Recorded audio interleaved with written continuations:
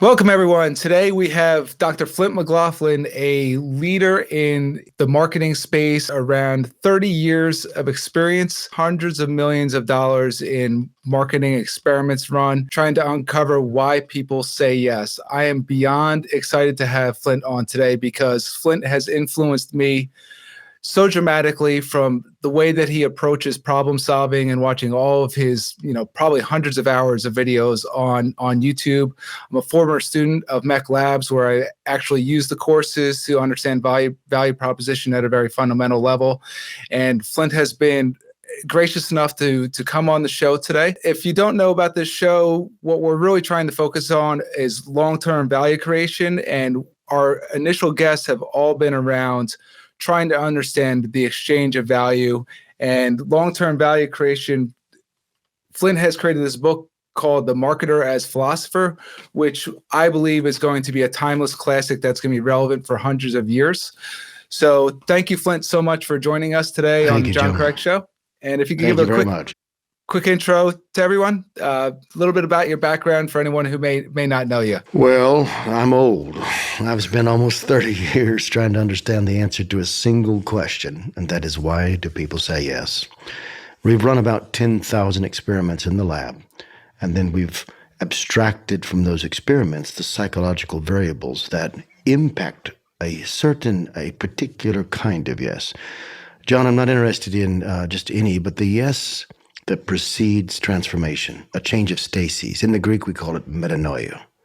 It may be that many times we as people try to improve, and we say yes to this or that fitness program or this or that diet, but why is it that sometimes when we say yes, everything changes afterwards? It's germane, it's relevant to commercial application, moving from prospect to customer, from unbeliever to believer. But it's a fundamental universal that impacts every aspect of our lives. You know, when you say a fundamental universal, I think that's one of the things that draws me so strongly to your work, and some of the things that we're going to go through in The Marketer as Philosopher is really your draw to these fundamentals. What was it that drew you to start to formulate some of the heuristics that your team put together early on? Was that something that formulated as a result of seeing the same patterns over and over again, or did you explicitly try to go in and find the root fundamentals of why people say yes? I don't think I went looking for a heuristic. I went looking for an answer. But wisdom is often pattern recognition. There are two Greek words that fascinated me that are translated wisdom or understanding in many of the ancient texts. One is it's best translated in English as understanding first principles. The Greeks are Sophia and Synesis, the two words I'm referring to. Understanding first principles sounds like Elon Musk. He tells you that's the key to his success. And there's something deep and profound in the very definition. The other Greek word is right seeing. And you've been in all these acquisitions and M&A work that you've done in the past, John. Have you ever been in a board meeting when you realize, why don't they see this? It's so clear. For sure. And I believe, if we can grasp first principles and we can improve the way we see, if we can see right, we can unlock wisdom. And for me, wisdom often is pattern recognition. And so I have to see right beneath what's happening into the patterns. And that led to the codification of these patterns with heuristics. Fantastic. I want to go deep into the heuristics, probably about maybe 10 or so minutes into our podcast, but let's get a little bit of just background on your broader view of the world. And we're going to get into the heuristics for sure. We have some slides that we'll share on the screen where we can drill into those from the book and some of your free content that you're publishing out that you've just pushed out.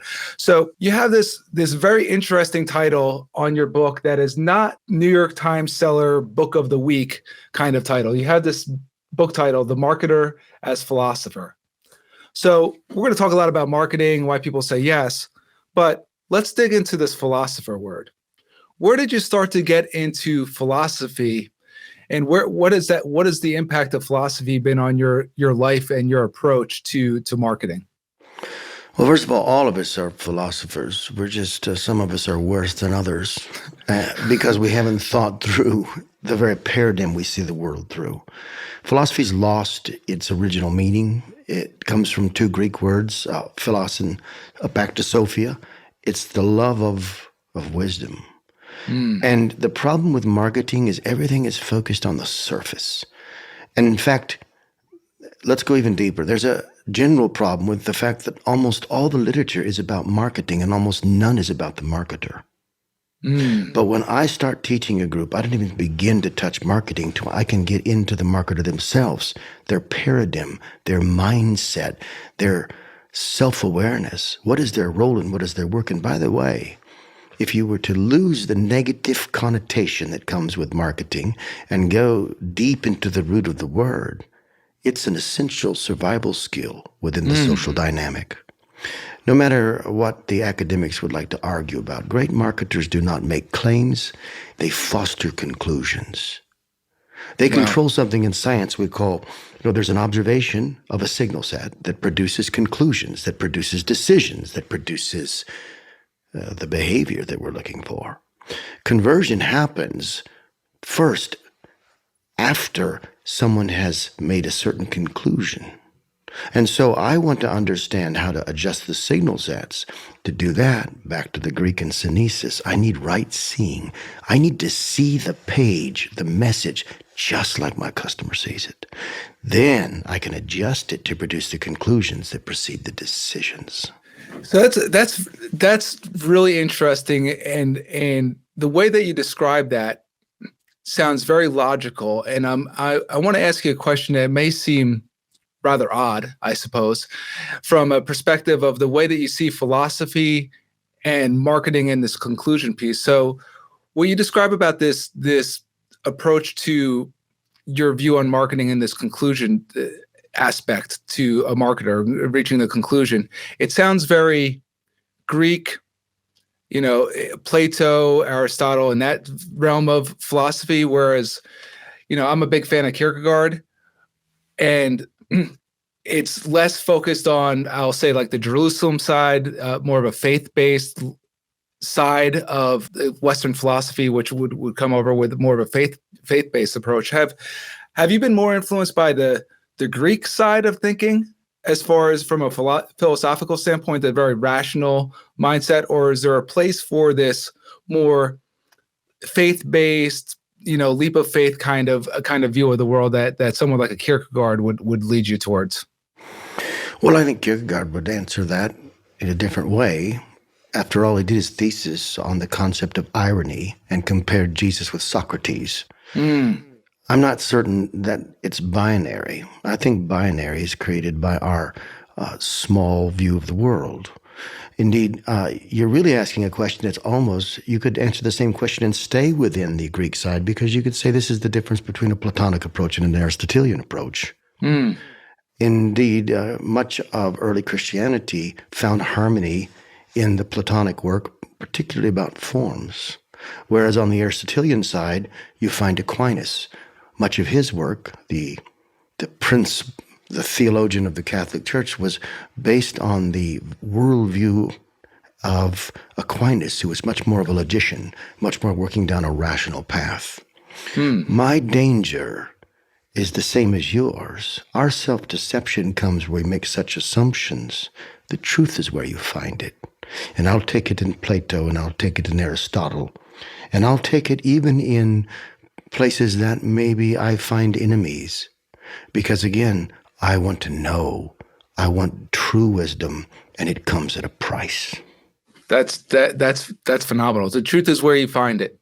So if you were to look back at some of the philosophers that have influenced your thinking and your approach the most, I'm sure that you're well read across many philosophers. Who would you say were some of the most influential to your approach and your outlook on specifically on marketing and your work that's really your legacy that you're leaving?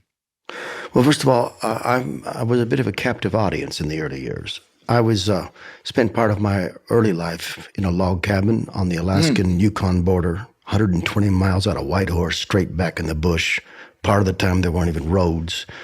But my dad had 3,000 books tucked away in that cabin, and I would scheme for ways that I could get more light at the end of the day. At certain times of the year, I could read on the front porch at midnight, but then in the winter, it would get so dark that I would try to find enough oil so we could keep the light burning, and I could keep reading. So those 3,000 books had great impact on me. But when you say which philosopher, first of all, I'm leery of the professional philosophers, and some of the great philosophers I know of might be called something else. I mean, Newton is known as a scientist, but he was a philosopher also. And you can see that in the Principium. I've been influenced, however, you mentioned Kierkegaard, greatly by Kierkegaard. He was a marketer. He wrote under 9 pseudonyms. And in those 9 pseudonyms, he tried to match the audience he was reaching was the best methodology. So concluding on scientific postscript is obscure and deep and meant for someone else. On the other hand, his parables and other works that he wrote, Fear and Trembling, they were meant for a different audience. And he knew how to see his work through the eyes of the market he was trying to reach. That's just Kierkegaard. I've never heard anybody bring that up about Kierkegaard before because of his different aliases of which he published under. That is really interesting in the context of a marketing and your target market as far as reaching the persona that you're intending to reach. That's really cool. You could say the same thing about someone who you would consider on the opposite scale, in the opposite place, but he wasn't. And that's Nietzsche. Nietzsche is a classicist. His literary skill is brilliant. And if you go through Thus Saith Zoroaster and then you go back into some of the earlier work, you realize that this was a genius writing for an audience. Many times, some of these great geniuses were writing for an audience in the future. Kierkegaard was. He didn't think his work would be read for 100 years. And he predicted then it would be discovered. And he was exactly right. And now it's an industry. Nietzsche did the same. And by the way, Nietzsche and Kierkegaard are completely misunderstood by the existentialists and those who interpret Nietzsche as some sort of Nazi or something he was, or even an enemy of religion. He was not an enemy of truth. He was an enemy of filtered truth. Well, I before this interview, well, just on that, I believe that your book is in that same class from a marketing perspective. As we get into this a little bit later on, you're kind, John. I believe that the essence of this book is something that's built to last forever. It doesn't have the baggage of the day hanging off of it. It has pure fundamentals that I believe people who are, smart enough today to peel back the pages on this and really truthfully dig into this and understand this are going to get a lot out of it. I think that this is one of those books that's going to, nobody's going to remember the New York Times bestseller list in 2021. Things like this are going to last. So I truthfully believe that. Thank you, John. So it's my pleasure. It's influenced me greatly. To one of the things that I wanted to line up for this interview around value, and since you brought up Nietzsche, and I never say Nietzsche. I think it's Nietzsche, but Nietzsche. It doesn't matter. The name is it's nominalism. The essence of Nietzsche will survive our mispronunciations. Okay, so Nietzsche, he has this, I guess, perception that humans, when he wrote God is Dead, that humans would need to create their own values, their own value structure, right? Whereas I think it was Jung and I think that you're a big fan of Jung, what I've heard on other podcasts, humans would really discovering values that lie within them already. And through your let's say your experiments and research, more of your grounded in reality perceptions, do you think there's fundamental values that people hold that are timeless and true, or do you think that people are more capable of creating their own values as time goes on? I think we have to separate levels of value, and we have to understand where they come from. Values themselves are grounded in fundamental beliefs.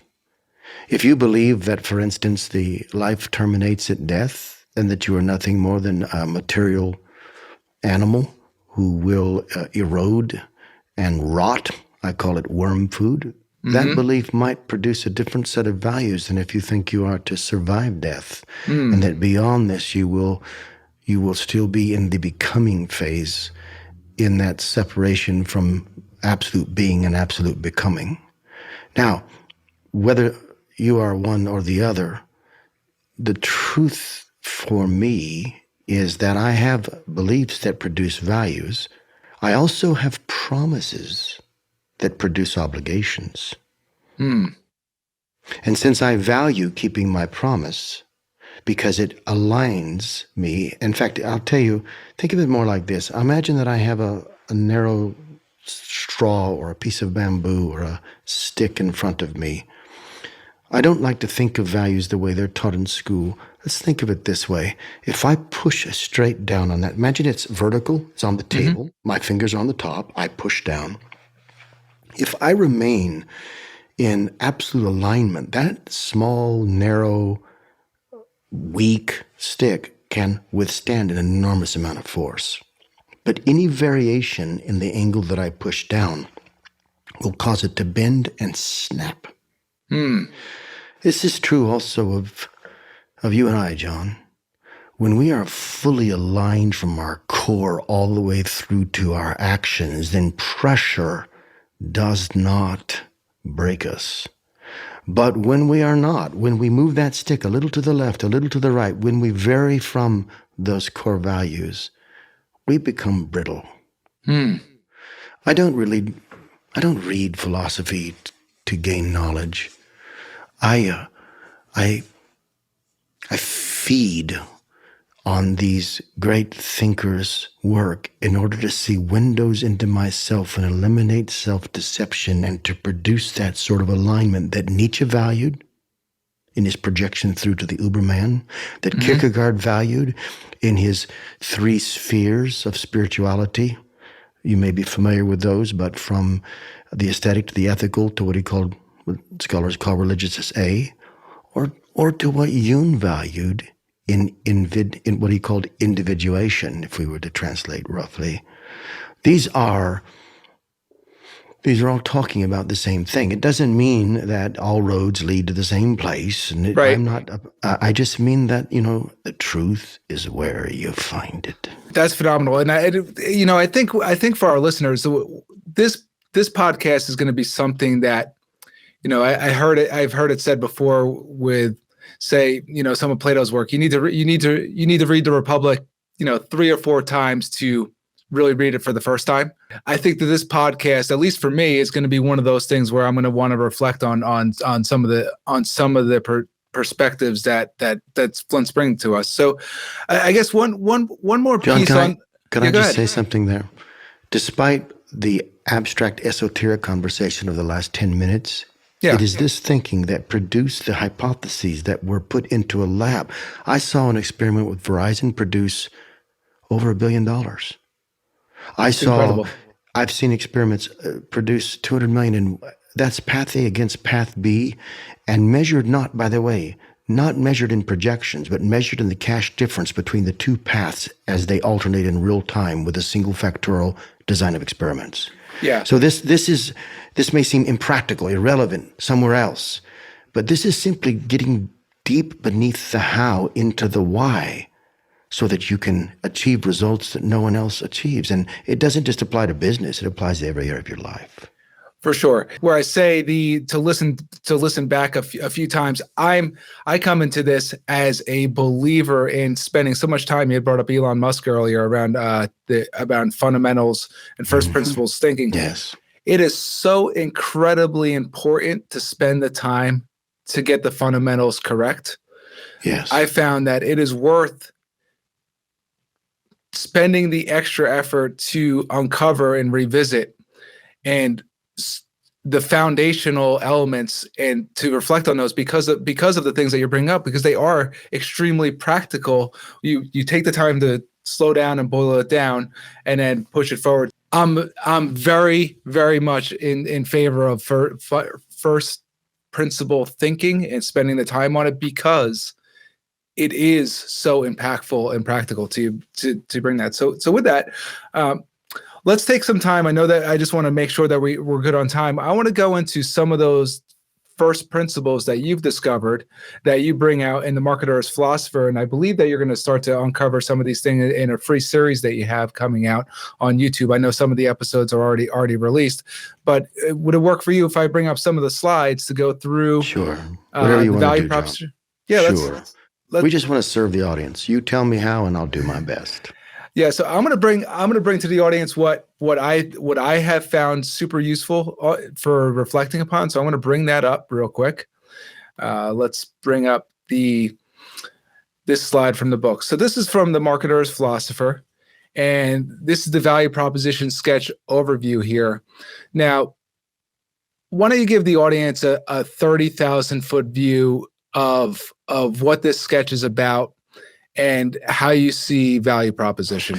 This sketch is the culmination combining a series of sketches from my journal that connect with a series of 4 propositions. And I'll start with that. The essence of entrepreneurship is marketing. The essence of marketing is the message. The essence of the message is the value proposition. And the essence of the value proposition is the exchange sum. If you think closely about that, at the heart of all that we do in the effort to influence people's behavior, which we can back into leads or precedes or is preceded by a decision, and then that is preceded by conclusions. The value proposition, which is what this sketch is about, it is the best way to influence those outcomes. Now, the word itself was invented by a colleague, a friend of mine, Michael Lanning. He lives in Atlanta. When I did my research, I wondered, do we employ that word or do we call it something else? But I wanted to respect Michael's original thinking and continue to use the word value proposition. But the truth is, it's used all over the world by people who don't know what they mean. You can sit in a boardroom. I've done this many times. I'll go into a boardroom and I'll say, gentlemen, I'd like you each to write down the value proposition of your organization. You have 30 seconds. Don't share it with anyone. And then hand it to me at the end. And what I discover is not only are they coming up with different answers, but they're coming up with they're using a different approach. They don't even have the right definition for a value proposition. And so let's forget that for just a moment and simply say this. Your value proposition justifies your existence in the business world. If you don't have it, you're probably surviving on pockets of ignorance. And the value proposition is an ultimate reason why someone should choose your option over another. If you don't have the best option, then stop marketing and go back to engineering. If you have the best solution, then clarity trumps persuasion. And if you clearly communicate, you will have to achieve, and that's the essence. Look at the 4 corners: appeal, credible, clarity, and exclusivity. I'll say it again: appeal, credibility, clarity, and exclusivity. Those are words that get in the way, but they are simple handles for something that you must own. And that is an understanding that you create 4 conclusions in the mind that power every purchase decision or every other decision, whether it's to take you might be in an emerging economy and there'd be a vaccination that helps you there. You might be trying to find the person who's going to spend the rest of their life with you. It took me from the time I met my now wife, it took me 1 year, 1 week, and 1 day to get to the macro question to produce the macro yes. All the rest of the time, I was working on those 4 conclusions. She had to understand me. She had to believe me. She had to want me. And she just didn't want a partner or a husband. She had to want me, which is to decide that I had something different than all the other available options. Forgive me to use, but I've been married 34 years. I plan to be married for 34 more. And this is how we survived 34 years. And frankly, it's the essence of what happens in marketing. Marketing is not like building relationship. Marketing is building relationship. It's not metaphorical. It's precise and exact. Yeah, so that one of the things they mentioned throughout there, and a quote that grabbed me when I was looking through the book, and I thought it was so profound. It was a bit buried in one of the chapter. You talk a lot about clarity trumps persuasion, and that's always stuck with me. And my messaging is, hey, am I trying to be clever here? Let me try to say it as clearly as I possibly can. And a lot of the work that I did in M&A led me down this path as well, because we were describing very complex technical solutions to investors who were the best in the world at investing capital, but they may not have known into the weeds around a very specific technology thing.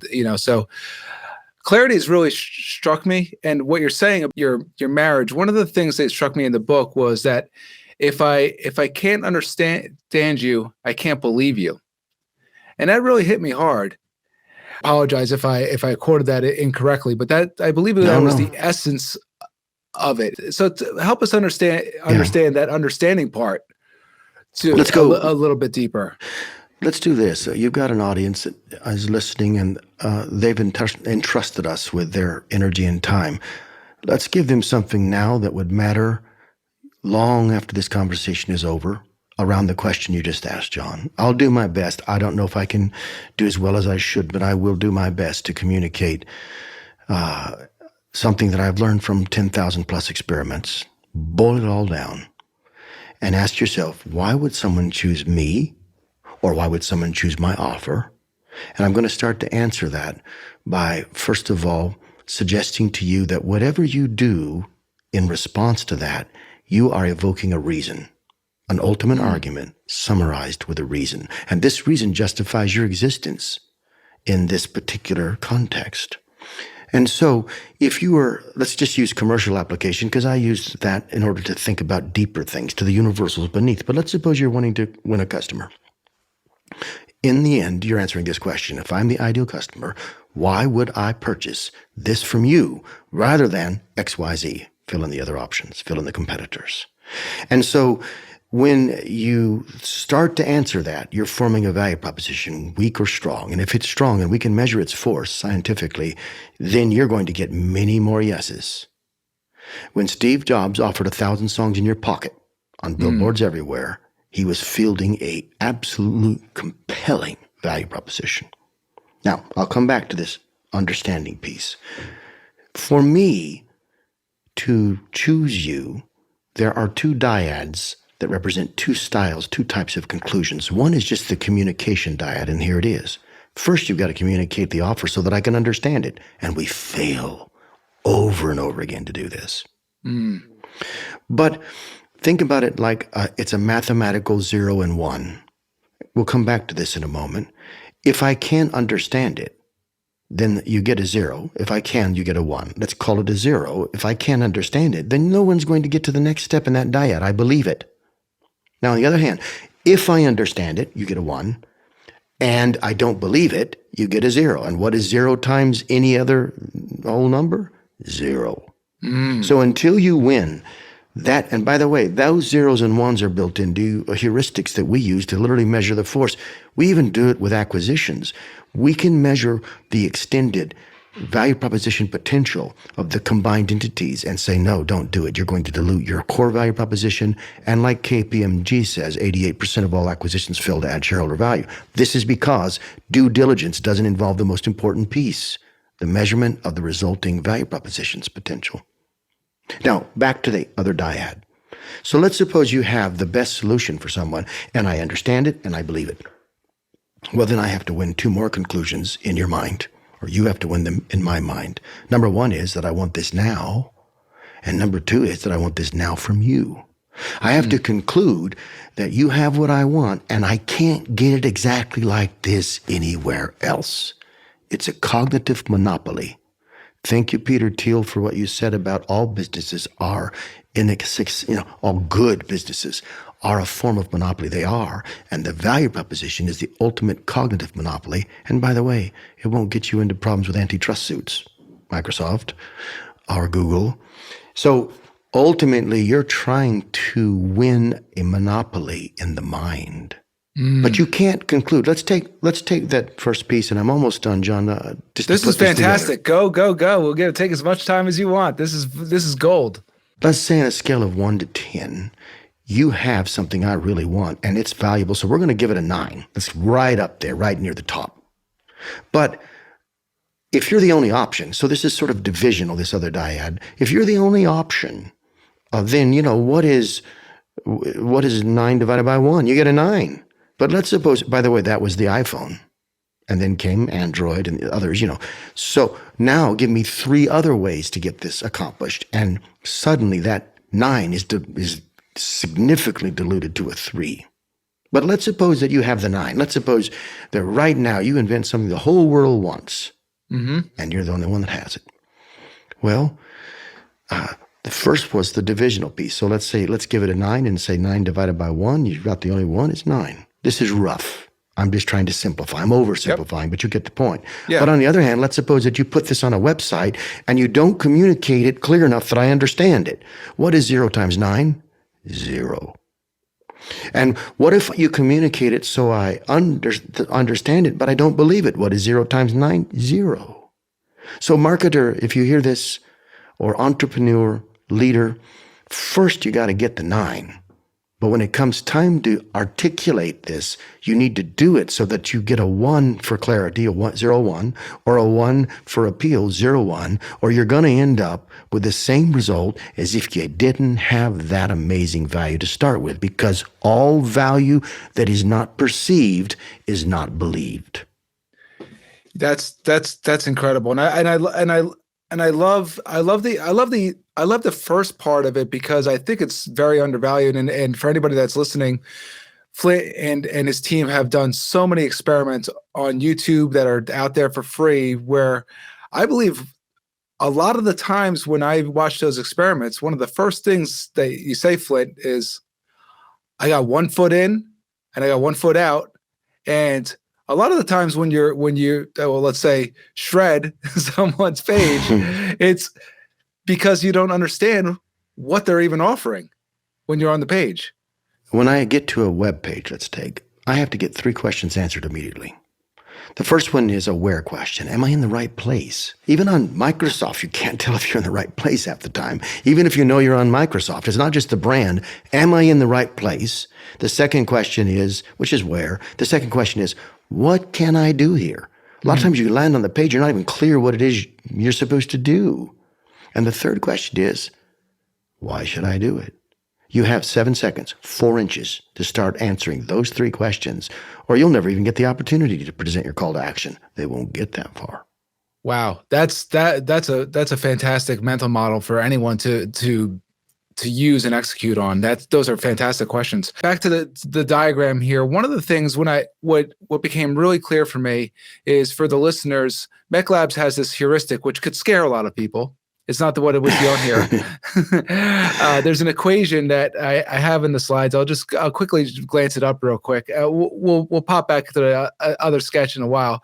But when I look at that heuristic, and then I pop back over here, if I'm just looking at the sketch, I'm getting it, credibility. I'll think about social proof on a web page, appeal, exclusivity. I have some questions around on exclusivity. John, go ahead. So social has less. Social isn't much proof anymore. Just keep that in mind. Social proof used to be more powerful before everybody gamed the system. And like everything else you game, you get a short-term gain for a long-term loss. And right now, most people don't even believe your testimonials. So, and they don't believe a lot of you have to go deeper than social proof, which is back to what this whole conversation is about. If you don't understand the why, you'll never get the how right. And so beneath social proof is the attempt to get someone to say, I believe. It's a conclusion you have to win. And when you tell me John H. from Podunk, Xville, says it's the most wonderful product in the world, I still don't believe you. Yeah, that's the first time I've heard that around social proof, because I guess another great saying that you have is that best practices across the internet are oftentimes pulled pockets of ignorance, and perhaps I am suspect to that for the social proof thing, because it's kind of as you said, it's been gamed. Everyone does it now at this point. So it's almost table stakes as far as anything. So it doesn't increase the credibility to the extent that it perhaps had in the past. That's a very interesting takeaway. When I look at this sketch itself, if I'm just looking at this, I say, okay, I get it, to a degree, not to the extent that you can get it if you were to have the book or watch some of the deeper videos they have on this. Then I say, what's the most important? And it feels like the weighting that you have for that is what the McLab's heuristic is all about, is an attempt at weighting these attributes appropriately. Do I have that correct, or is that a good way to think about it? This heuristic communicates the essence of the 4 conclusions, and it also indicates, you'll see primary, product, prospect, and process. There are 4 types of value propositions you have to harmonize in order to win. They're explained here with the critical question reinterpreted to the overlapping proof, the answer that you need. And so, for instance, you may have a company value proposition that has to harmonize with a prospect level, that is the value proposition for a particular segment. The question becomes reinterpreted. It overlaps and it harmonizes with the primary value proposition, but it is interpreted for a particular ethos, we'd say in the Greek, people type. And by the way, I don't organize people by demographics. I organize them by their decision style. Completely different way to think about the absolute prize in marketing is a customer theory. The only value of your data as a marketer is derived from its predictive power. If I can rearrange the data, and I do this with 5 critical questions and sort of a narrative, I can rearrange even big data, small data, entrepreneur or a huge enterprise, into a understanding of how and why your customer chooses, I have achieved sustainable competitive value. Now I know where to spend on product features. Now I know which company to buy or not buy or divest. Now I know. And this is where I say, with all due respect to some of the great strategists from Harvard, no, I'll say it, from Porter, who later added value prop. It was a genius, the framework that he put together. But the problem is there's no such thing as a market. There's only a person. And if you don't get to the molecular unit of the market, into the mind of the person, Peter Drucker said, the goal of the CEO is to create a customer. And the value proposition forces you to get beneath all that market talk and into the mind of the individual that buys. We do not glean wisdom by thinking every. We glean wisdom by thinking each. So that's a very unique approach when you think about when I think about big data, and I'm thinking averages, I'm thinking statistical significance, and where you're taking this is thinking individual decision-making process. Well, John, let's go there for a second. Beware of the lie hidden in statistical methodology. Now, we do designs of experiments. I'm not a scientist, by the way. I'm an experimental philosopher. I don't think I'm worthy of the title scientist. But I will tell you this. I am suspicious of the way we measure through the median. And indeed, your customer is not a median. Your customer is a human being. And I have seen statistics lie over and over again. Anybody pay attention to the recent elections? Don't trust our statistical methodology. It is, I'm going to write something later on this. You've got to go deeper than that. And in order to say something that might help the audience but anger some academics, correlation is not enough. Be brave and get to causation. I'll stop there because this may not mean much to you, but statistics need to figure out causation, and that is not popular in the academy. But then the academy's failed us. We put people through a 5-year program to become experts at marketing, and they come out, and you can't even put them on they're not ready. Marketing should be apprenticed. I have more faith in an electrician because their apprenticeship requires you to learn enough that you don't electrocute yourself. I've been electrocuted by a lot of MBAs. That's a sound clip right there. That's that's yeah. Well, I completely concur with apprenticeship in general for most of our knowledge work today. I think would benefit greatly from an apprenticeship style way of learning, and that's I'm 100% with you there. Same thing in Sure. my field for software, building software products and everything else. There's nothing like getting under the wing of somebody that's built a lot of large scale projects and just going And through John, in that. fairness, that happens in some universities if you get lucky. If the right professor takes you under their wing and really works with you. But universities are now factories, and they stamp out a product, not just on the education side, on the person side. And we lose the ability to think as originals. And they work like too many other things in American and Western culture. They work at scale instead of on the the lust for scale is the root of all evil. Think about that. Forget the whole money thing. It's not money itself. It's the lust for more and more that produces bad behavior. And so we need to beware of all the things in our world that think they have to be big before they matter. That's really interesting because you also brought up Thiel. He's influenced me a lot over the years as far as his approach and his thinking style. When he stepped in and did that Stanford class that he stepped in and recorded. Yeah. To your point about scales, he says, create that monopoly in that small market first, and that small market will could then become a large market. And it really is. It's echoing a little bit about what you're saying about this prospect level value proposition here about focusing on the individual, which is a very Kierkegaard thing to also do. And Thiel has probably a lot of the same outlook on the Thiel college. is the proper successor. I'm not. Thiel is the proper successor to Peter Drucker. Peter Drucker was the first and foremost business philosopher of modern times. I could go back before him.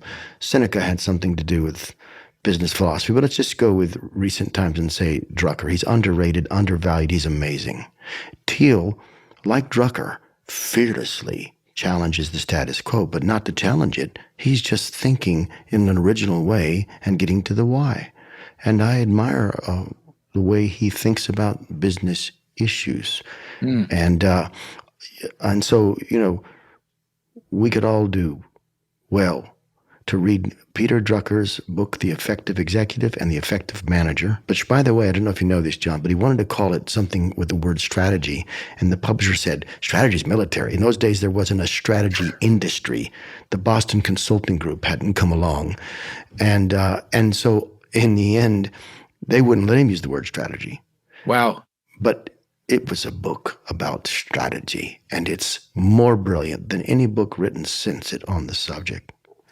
And go ahead. I need to take a I know that you've mentioned Drucker as being one of the greatest business philosophers, if not the greatest business philosophers, in some of your other interviews, and I do need to pay closer attention, and maybe that's a good takeaway for anybody listening to this is to peel apart those books for what it sounds like are critically important business lessons and business philosophy, rather than the book of the day.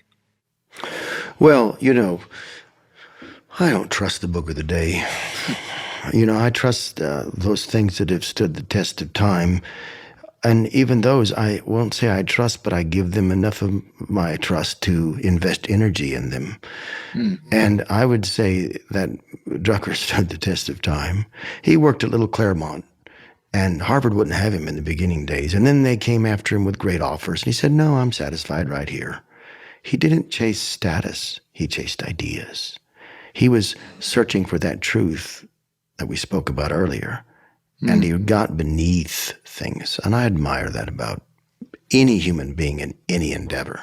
Well, I know what I'm gonna take a closer look at after the show. I'm gonna pull that apart. I just want to be respectful of your time. Do we have time for just the value exchange slide? Sure, let's go there and then let's quickly for just completeness on this. So this is also out of the book. here. Could you give us a quick whirlwind tour of what this sketch is all about? Well, let's do this. Let's kill two birds with one stone. Let's go first to that slide and then back to this, the slide that showed the conversion heuristic. Go there and I'll show you how the two connect completely. Okay, all right? Great. This, don't be intimidated. You don't need to be a mathematician. This is actually isolating the relative impact of psychological variables upon conversion. C equals the probability of conversion. And the number one, you can see there's a 4 there, the number one impact variable on conversion is motivation. When Apple releases a product, people will stand in line for 3 days. They'll camp to get the product. But if you decide tomorrow to release a product and require people to camp for 3 days in line outside your store to get it, we'll see how good that works out for you. It doesn't. And that's because motivation is so high. Now, I don't control motivation, but I do control V, the force of the value proposition, and I, incentive, against the negative variables of friction and anxiety. Now let's do a magic trick, John, but I see a question in your eyes, and I'm going to suddenly turn this into the fulcrum. But do you want to ask me something first? I have a question that's been boiling on my mind that's not directly related to this, but when you talk about motivation there, I often think about the tension between this motivation with what you cannot control and exclusivity.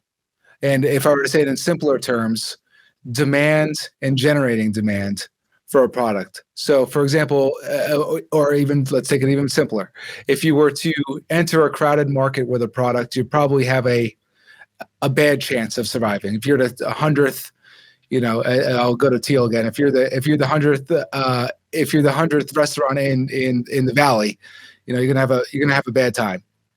Right. So I think about this. You have to be the 100th restaurant in the valley that only serves a certain kind of food that enough people are motivated to want, and you can still win. But then you move from number 100 to number 1. Right. Yeah. So that's change the category. The exclusivity. I've built products as an entrepreneur where I've had to generate the demand, and those have always been unsuccessful. Where I needed to actually, so what I have found as I've moved on, maybe I'm getting lazier in my old age. I'm favoring more of where meeting demand where it is rather than generating demand. So I think about that a lot in this left hand side of the equation here is favoring that motivation more so than exclusivity for new products. Well, the motivation is derived from the inside, but it can be appealed to.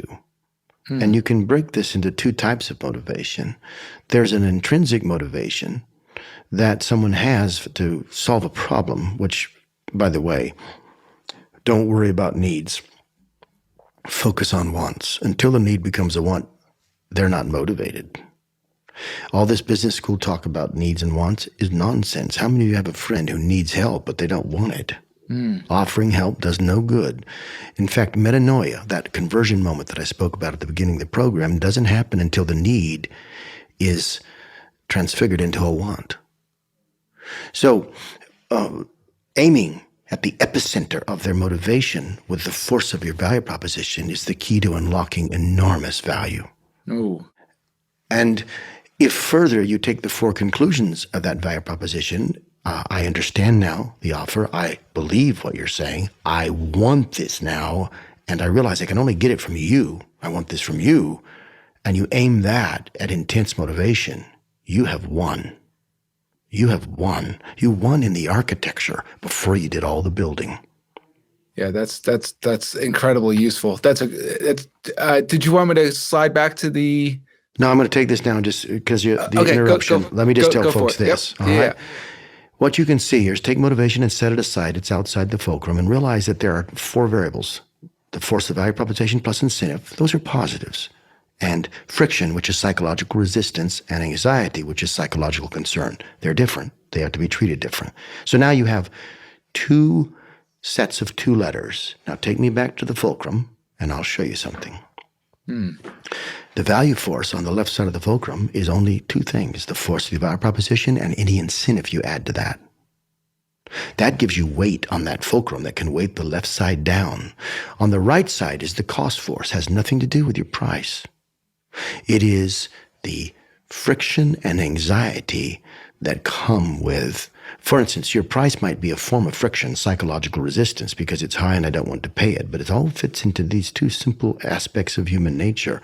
And what you're trying to do, all of marketing, all that it ever does, in every message designed to produce a conversion, is tip the scale so that the value force, which is perceived, that's perceived value. That's why there's a little AC at the bottom and the heuristic underneath. The perceived force needs to outweigh the perceived cost, or your conversion is too low. Now, you can offer me a product for free that I don't take. How many of you have a free newsletter, a free this, a free that on your website, and your conversion rate is abysmal? It's because the cost force is much higher than your so-called free. I don't want to be spammed. I don't know if you're going to sell my name. I have both friction and anxiety, and the weight of that is much heavier than the weight of the value. Now, you give me that same newsletter, allow me to show you a picture of it, tell you who's subscribed to it, give you authority to the people that are writing it, give you an outline of the contents, let you download a free copy, and suddenly conversion is doubled or tripled. I saw this with Royal Bank of Canada. And you can see it over and over again once you understand that all of your messaging, all messaging designed to produce a conversion, can be understood through this simple fulcrum. And the complexity of my heuristics can all be dumped into those two boxes on either side. And with that, you can change your results. One thing that's really profound out of that I think the listener should grab a hold of, because I certainly am, is that cost force is not necessarily price. No, sometimes the price is a plus. It's perceived as a savings. It's all about perception. Everything here is perception. Now, if you want to get to philosophy, if you want to get into theology, understand that everything hangs on perceived value and perceived cost. Every bad decision you made in your life, John, you made because you didn't perceive the cost properly. And so did I. The same problem. And look, John, look at the bottom. Value force, that's perceived value, AC. That AC stands for that. Minus cost force equals net force. Now, let's just make that simple. You offer a product tomorrow to me. If I were to put a mathematical constant on the cost force, psychological anxiety and resistance, let's call it a 7. And if the way you communicate the value I either don't understand or I don't believe, then that's a 0. But let's suppose I understand it's some and I believe it's some. Give it a 5. John, what is, I don't mean to be pedantic, but what is 5 minus 7? We have a negative force. A negative force. That -2 is costing you. And who's going to buy? You say, but I still have people buying. Yes, the people with the highest motivation. You know, your mother might buy from you. That person who's desperate for a problem might buy from you, but your net force is too low to reach the fringes of motivation, and you've got to develop a way to get out to the fringes of motivation, because you generally can't sustain a business on those people that are just the most highly motivated. It has to expand beyond this. So what you do is you go back and change the signal set, i.e. that's the words and pictures. There's only 4 blocks on your page, so that the value force is perceived higher than the cost force. If you can get an 8 for value force and a 4 for cost force, now you're +4, and your entire world just changed. You know, this sketch here, right here, is such a beautiful, fundamental mental model for us all to have when we're thinking about basically everything. You know, I'm growing at our services side of our businesses right now, and I'm constantly thinking about this. I'm constantly thinking about the cost force. You know, you brought up Porter before, around like switching costs, for example. You know, I'm thinking about ease of doing business, which is something that Eric Almquist really brought to light for me, as far as in his elements of value framework. And that all has to do with the friction and some of this your right hand side of the fulcrum. And then the value force of the value proposition of what we're actually delivering for services or products or anything else. This is constantly on my mind. Well, you're right too, and I'll tell you this: this will matter 1,000 years from now. I try not to study anything that's not relevant 1,000 years from now. It just will be a different way people perceive friction, a different way they perceive anxiety. The psychological components don't change. It's the interpretation of them into context. A 1,000 years ago, why did Christianity replace Gnosticism, or sorry, not Gnosticism, but Stoicism so fast in the Roman Empire?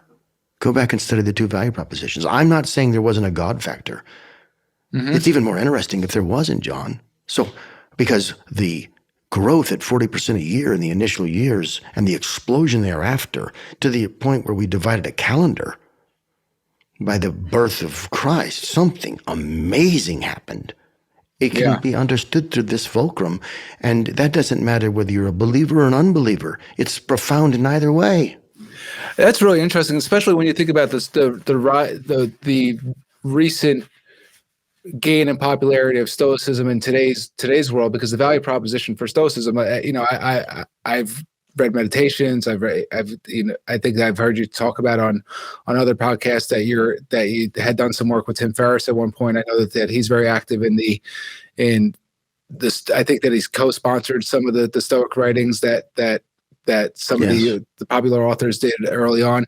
And the value proposition for Stoicism today, in dealing with a very complex world and being able to be removed and handle in high stress situations where we have so much information and so many different things coming out of us, the value proposition for Stoicism has you could put it on this, and the value piece of that for the cost is continuing to go in that upward direction with a positive net force. It's going up largely as a matter of perception. As we all know, much of organized religion today has suffered dramatically in perceived value. And you could have another podcast around that question, which I will not get into now. The Pascal's wager is something to discuss with regards to this, the great philosopher Pascal, but I know that we're out of time, and maybe that's for some other time. Yes, definitely a continuation at some point. So, Flint, this was absolutely fantastic. I want to make sure that we're able to just lead anybody to where they should go to find out more. I know that you have a free course that you're pushing out on YouTube. You don't have to buy the book. Only buy it if this intrigues you and it feels right. I'm not interested in selling books. I'm interested in changing people. And so if something stirs in you and the book interests you, then you can get it from us. But I've turned down all maybe when I find the right publishing partner. I had big offers, but I didn't like the mass market paperback approach. And one part of this book is handmade in leather. Literally handmade by two twins who work for me on this collector's numbered edition. And I care about every aspect of the experience. Otherwise, I'd have kept it digital. As far as learning this content, you can get the book. But we've taken all of our certification courses. We built the first certification courses in the conversion industry. We've made them all free in a new program, in a new course. There's no upsell. I'm not pushing you to spend money. I'm giving you a path to take if today intrigued you. And just go to MECLabs, Mary Echo Charlie, MECLAB, like in Bravo, it's plural, MECLabs.com/course. And see about the course and go in and take it. It's free. You don't even have to sign up. I have people saying, where do I sign up? Don't sign up. Just take it. I don't need to own you or control you. If you find value, then do something good with it.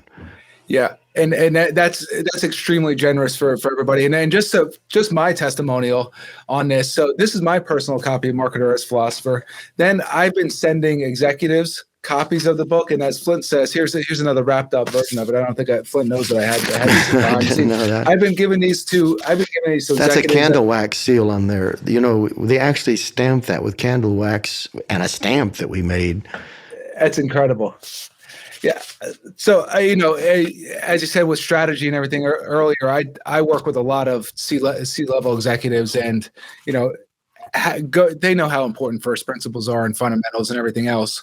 So I've been giving this to people who think like that, think strategically, people in private equity, people in the C-suite, because so that's my reputation on the line when I'm giving this out. So that's the most important thing to me is my, that I have to protect that at all costs, is my reputation.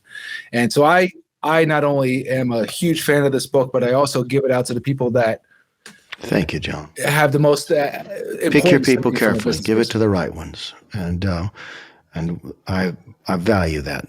I remember the publisher saying to me when they offered a huge advance, and I said, no, No.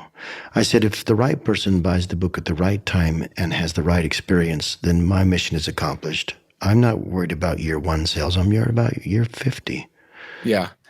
And so this has a long life on it. Thank you, Jon. Thank you. All right, Thank you for having me. I appreciate it. It's an honor to be here. Thank you so much.